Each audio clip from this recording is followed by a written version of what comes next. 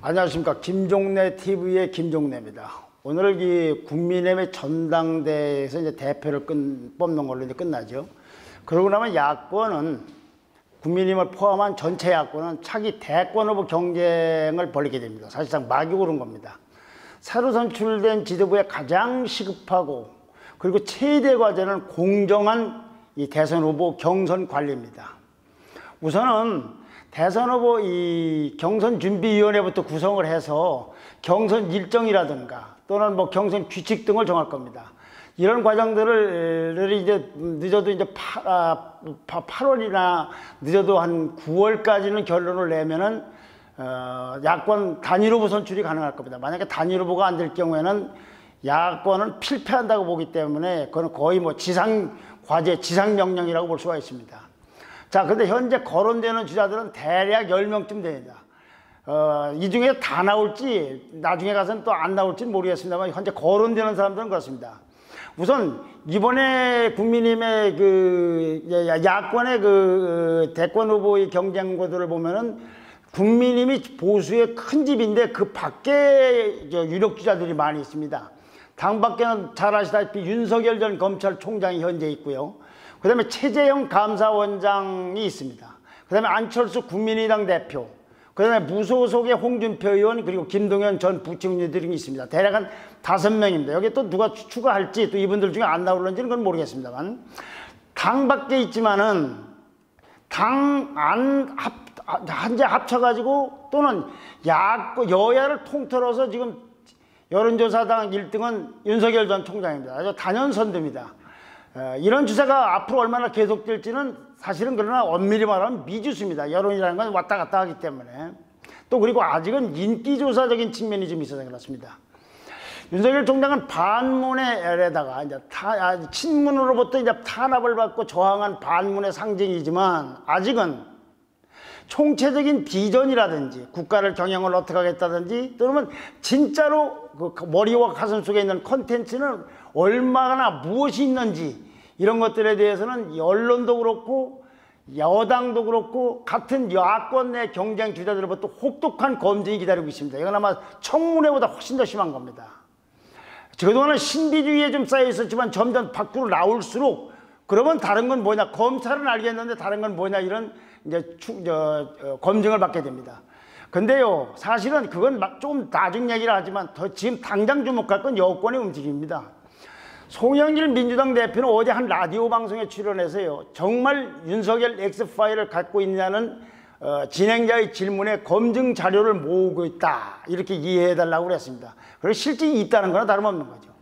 근데 민주당은 그동안 기회 있을 때마다 이 X파일의 내용일 걸로 보여지는 윤석열 전 총장의 장모와 부인 관련 의혹을 꾸준히 제기해왔어요.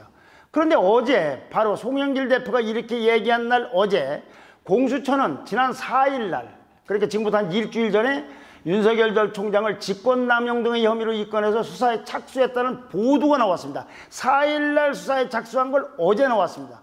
공수처가 수사하는 거는 이게 이제 시민단체인 사법정의 바로 세우기 시민행사, 이름도 깁니다만 그걸 약칭으로 사세행이라고 부른다고 합니다. 사법정의 바로 세우기 시민행동.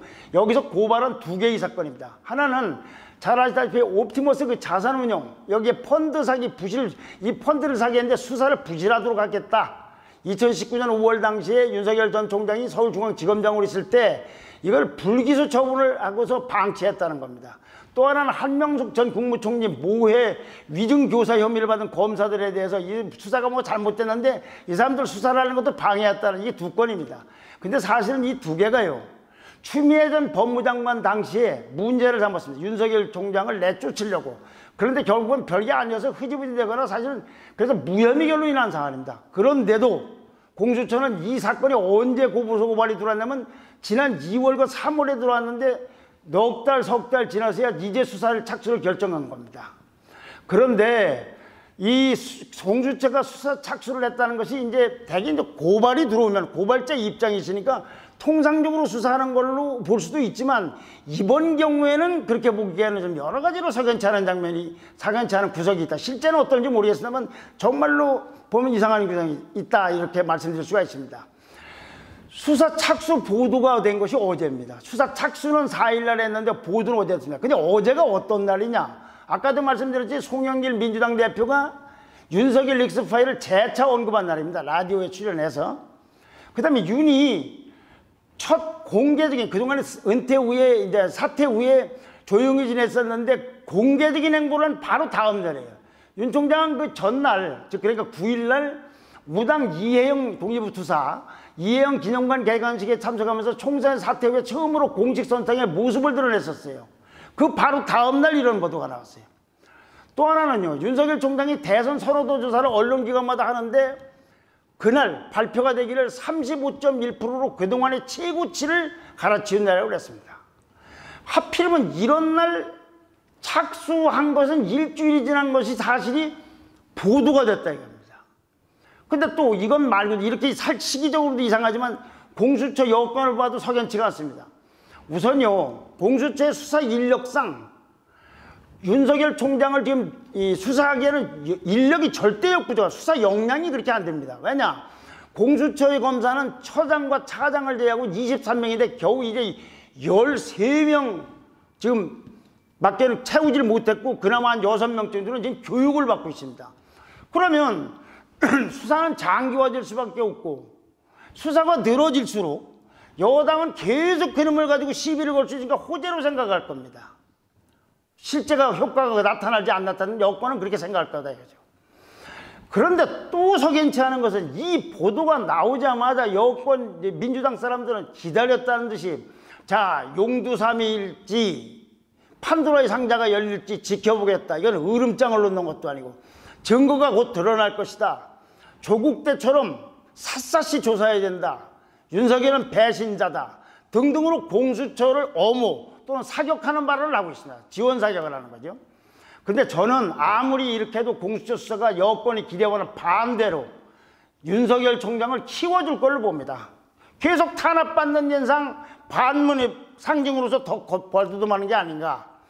그런데 걱정되는 것은 여기 계속 이제 공수처에서 보도가 나온다든지 여당이 이렇게 공격을 하고 들어가면 윤석열 총장도 어쨌든 방어를 하고 해명을 해야 될 거 아닙니까? 일부라도.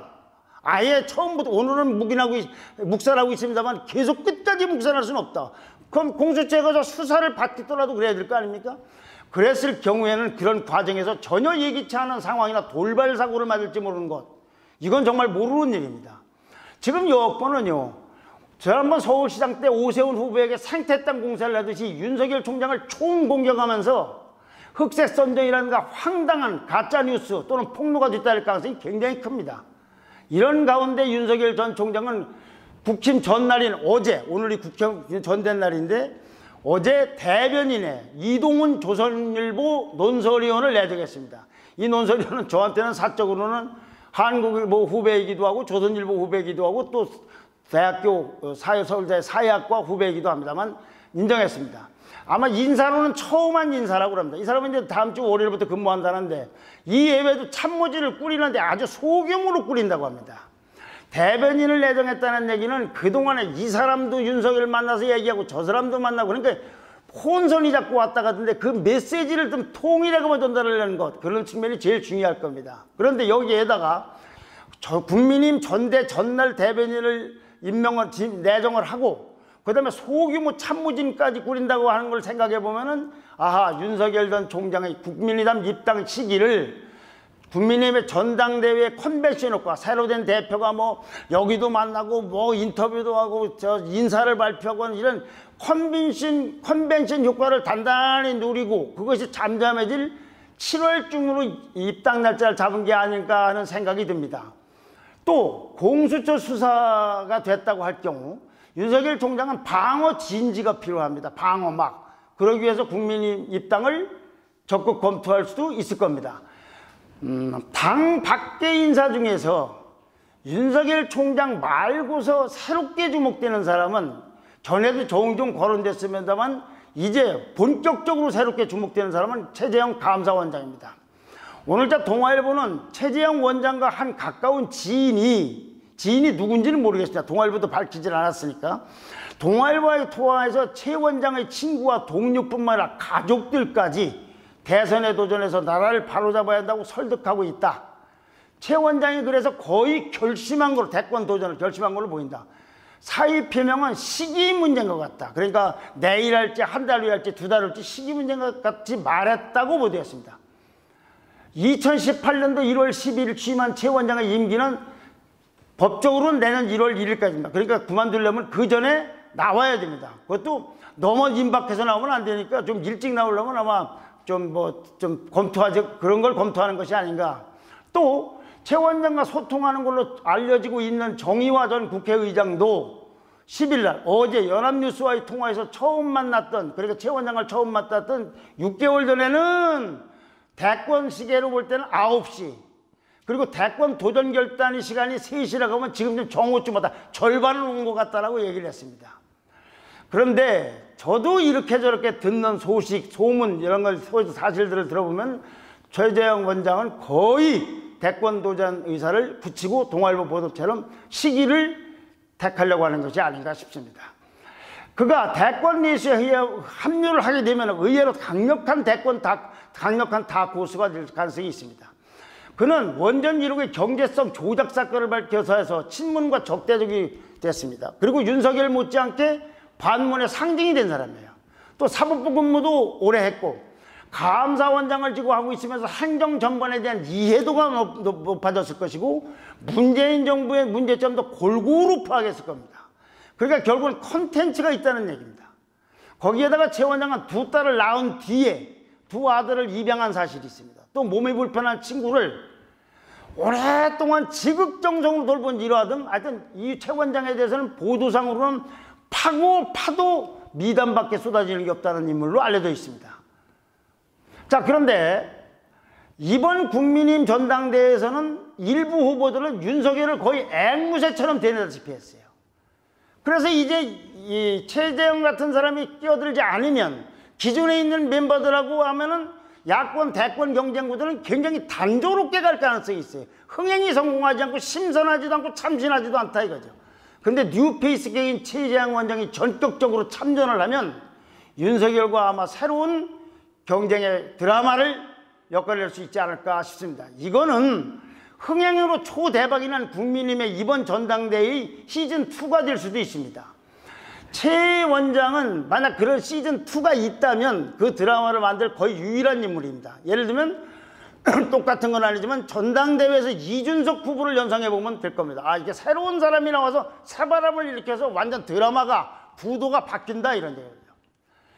그럼 반대로 이거 한번 생각해 보십시오. 이재명 경기지사 또는 이낙연 전 민주당 대표, 정세균 전 총리 등이 이제 몇 달째 경쟁이라는 걸 하는데 레코드판을 돌리듯이 그게 그 소리, 그 주장이 그 소리인 거를 연일 내다니까 피로감하고 식상하게 해서 도대체 흥행도 안 되고 관심을 끌지도 못해요. 이런 기본소득이 있으면 무슨 소득이 어떻다, 무슨 소득이 어떻다 매일 하던 얘기를 하고 하니까 그게 관심이 없어진다. 그리고 안철수 등 다른 주자들은 그분들이 대통령이 되지 말라는 분이나 대통령 후보가 되지 말라는 게 아니라 제가 말씀드린 기준에서는 참신성이 한참 떨어집니다. 또 하나 매우 신뢰되는 얘기를 윤석열 총장에게 하는지 모르겠습니다만 야권에서 만에 하나 윤석열 총장이 어떤 이유인지는 모르지만 불의의 낙마를 할 경우에는 야권 전체를 볼 때는 대체가 가능한 다크호스가 될 수도 있습니다. 최재형 원장이. 국민의힘 주자, 여기까지는 국민의힘 밖에 있는 주자들이고 국민의힘 내 안에 있는 주자는 누가 있느냐.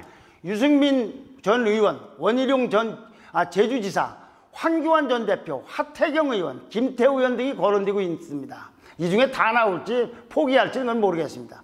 그런데 그 중에서 하태경 의원, 유승민하고 이 원희룡 기자 이 두 분은 오래전부터 대권 의사를 피려고 했는데 하태경 의원이 다음 주에 대권 도전을 선언한다고 합니다. 부산 해운대갑으로부터 지역과 3선인데 당내 대권 주자 명함에 올린 사람으로서 이제 뉴페이스가 됐다 이거죠.